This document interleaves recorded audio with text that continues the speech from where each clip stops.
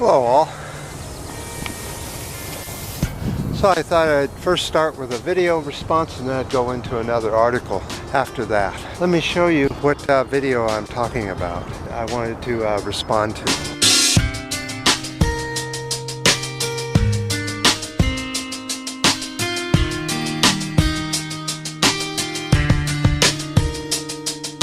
Okay, I'm just going to give you some thoughts that I have on this subject, and I think that animals, all animals, including humans, think pretty much alike in the way that they power their brain. Now, this is going to get pretty deep, so stick with me. Let's take a dog for an example. If you were to compare a dog to a human, what sensory organ do they use the most? Well, humans, it would be their eyes, wouldn't it? Maybe touch would be second, and then smell maybe third or fourth. But what about dogs? It's absolutely astounding. The minute you take a dog on a walk, where does his head go? Right to the ground, because he's smelling what's there. He's making decisions on the smells that the dog is sensing. He is overriding his eyes. For the dominant sensor is his nose. So you have to wonder, is a dog's nose better than seeing? Now, you said that you didn't think that animals have thought. Well, I have to disagree with that too, because when you play with an animal, let's say a dog again, the dog has to think to be able to play. He has to enjoy it or he'll stop. Once he's no longer enjoying it and it's just too much work, he stops playing, right? That's thought, that's thinking, that's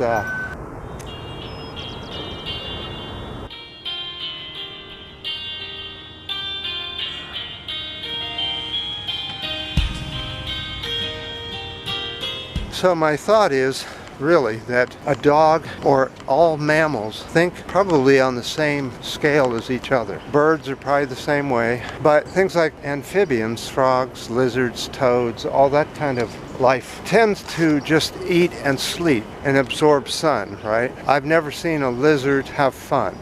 I've never even seen baby lizards go out and play. That seems to be a mammal thing. Though birds are definitely, they play, definitely. They love to play. They just play in a little bit different ways. But my thoughts are that animals, pretty much, probably all of them, have equal thought and equal intelligence. Just that it's focused in different ways than humans are used to. Another example is if you were thrown out of a car in a forest, how long before you'd be dead? But yet you put a bird out in the woods and it'll live just fine. Or a raccoon, or a skunk, or a cat, or even a dog.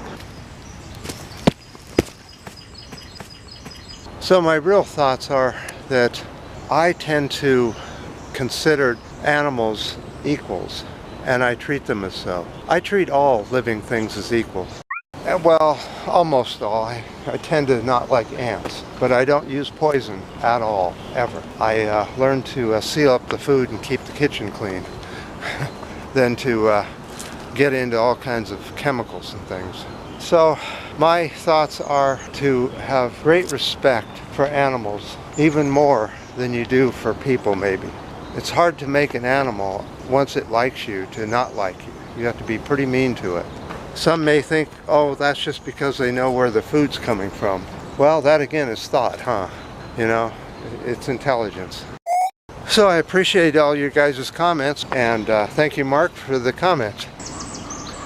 Uh-oh, tree in the road.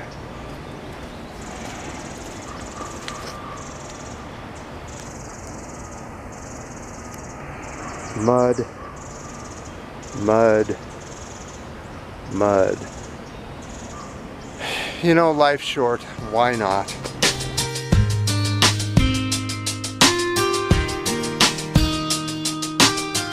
So next, what I have down in the description area is an 1.5-hour video to back up what I'm saying in this video.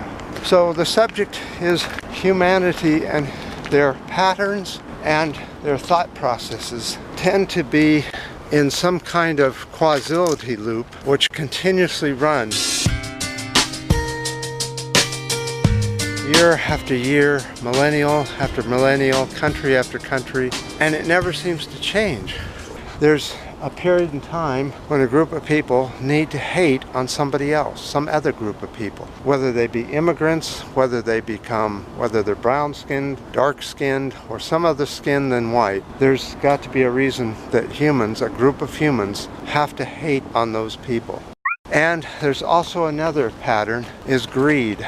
This happens over and over and over. You see tremendous greed, and you see that money, the bargaining, whatever they're bargaining in, whether it be money, which is what's happening now, or one good for another, is that the very wealthy get wealthier and wealthier and wealthier, and the poor just keep getting poorer. And the masses keep getting poorer with the illusion that they're someday going to be rich, so they put up with it. And then once they realize that they're not going to get rich, they uprise and have an upheaval in the country.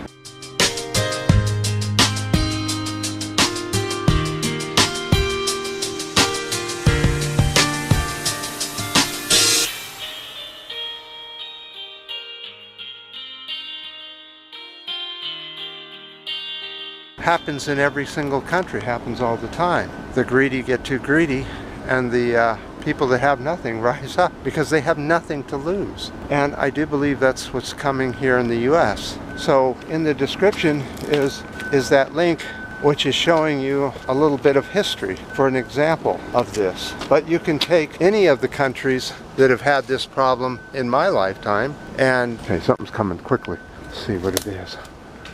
There it is. Somewhere close. Where is it? Oh, there it is. Here it comes.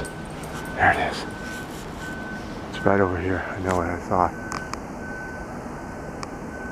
Where is it? Behind this tree. There it is. Here it comes. Here it comes. Here it comes. Here it goes. So there's one other thing that humans seem to do. We have several major problems on Earth. Major problems such as climate change, clean water, pollution, overpopulation, food shortages, on and on.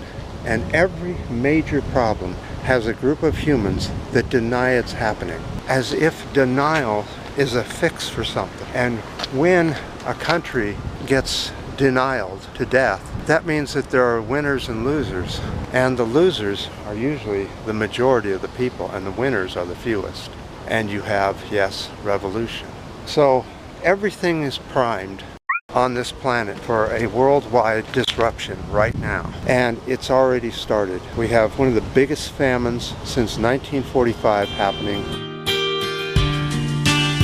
in the Middle East and in Africa. And people, again, are denying it. So the majority of the humans have not, and the minority have the most. It's quite a recipe for...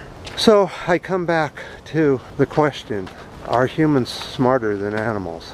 Do you know that animals don't believe in denialism? They just don't do it. They know what is, and they know how to react to it and what they need to do. Humans, just the opposite. So there you have it. Two subjects we can talk about.